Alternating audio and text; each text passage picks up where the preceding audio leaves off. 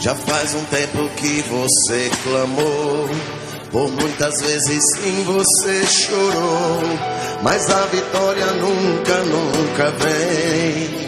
Não, não, não, não, não vem. Então você pergunta a Deus por quê? O que eu fiz, Senhor, pra não merecer? Misericórdia, Deus, eu sou teu filho. Eu sou teu filho. Oh, não. Tá aí,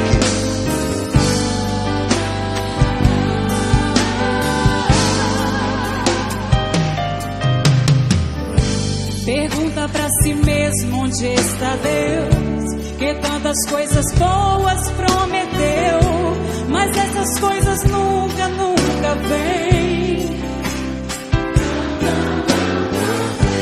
Então você não sabe o que fazer, a dor e o desespero não te deixa ver que Deus tem algo profundo contigo.